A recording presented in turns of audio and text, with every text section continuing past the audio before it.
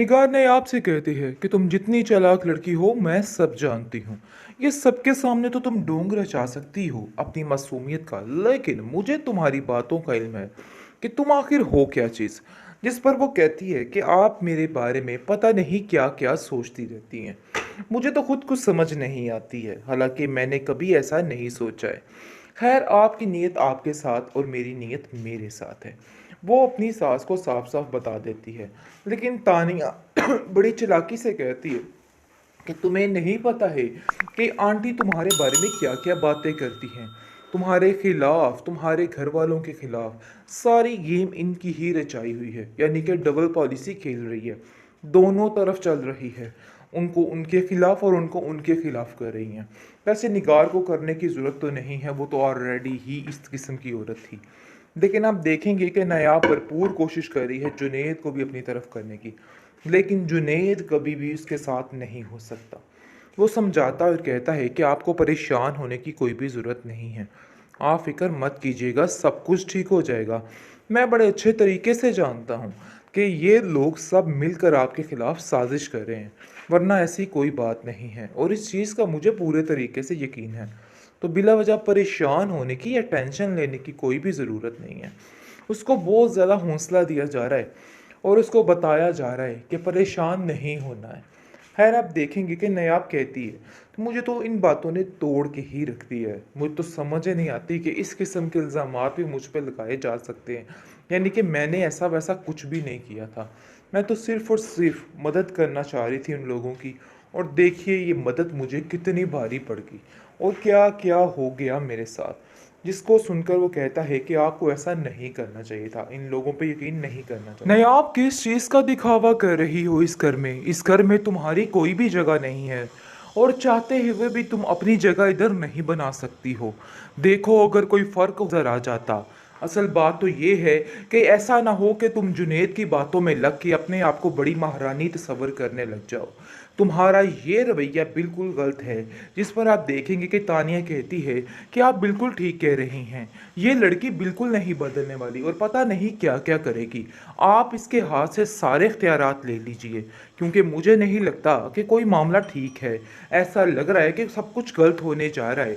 यानी कि तानिया बुरे तरीके से दिमाग भर रही है अपनी सास का, और कहती है कि बात कीजिए दादी जान से कि सारे इख्तियारात उससे ले लिए जाएं, क्योंकि मुझे नहीं लगता कि कोई भी मामला ठीक है। जिस पर आप देखेंगे कि नायाब कहती है कि मैंने कौन से आप लोगों के इख्तियारात को छेड़ा है।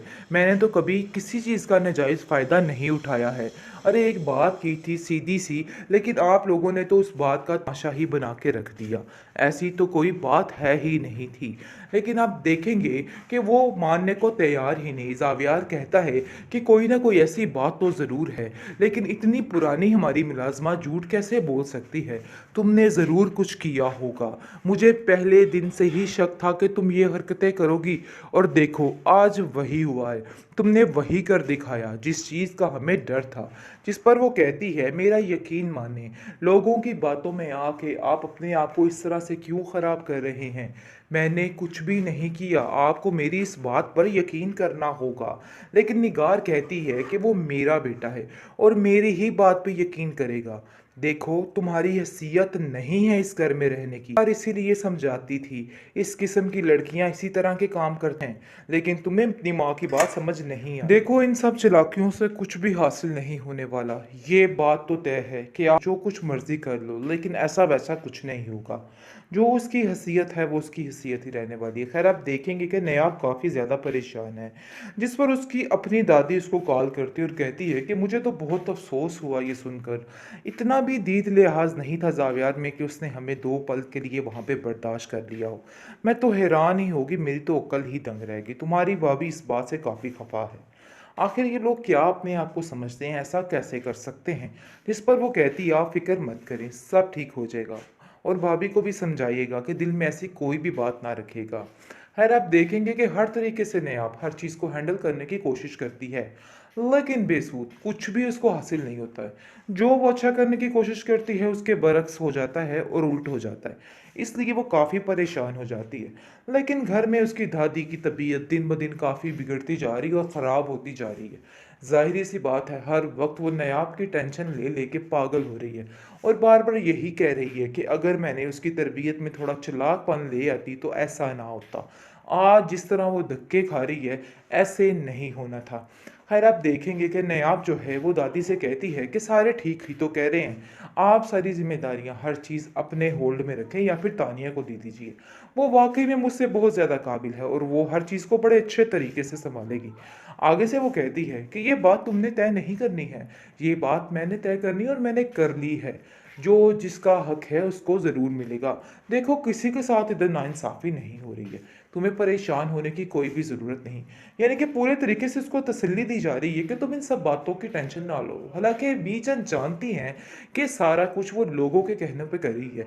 यानी कि दिन दिन ब दिन जो उसके बदतर से बदतर हालात होते जा रहे हैं, उसको देखकर उसके मद्देनज़र वो ये सारी बातें कर रही है। लेकिन आप देखेंगे कि वो उसको समझाने की कोशिश करती है कि तुम बिला वजह परेशान मत हो। ये लोगों का काम है बोलना और ये लोग बोलते रहेंगे। इसलिए मज़ीद इन सब लोगों की टेंशन नहीं लेनी है।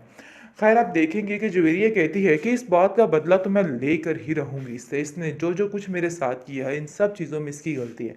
लेकिन ज़ावेर कहता है कि एक बात मैं आपको बताता चलूँ कि वो जो तुम्हारा रिश्ता ख़त्म हुआ था, उसकी वजह ये बेचारी नायाब नहीं थी, बल्कि तुम खुद थी। आगे से आप देखेंगे कि वो अपने भाई से उलझ पड़ती है और कहती है कि आखिर आप भी उसकी ज़ुबान बोलने लग चुके हैं।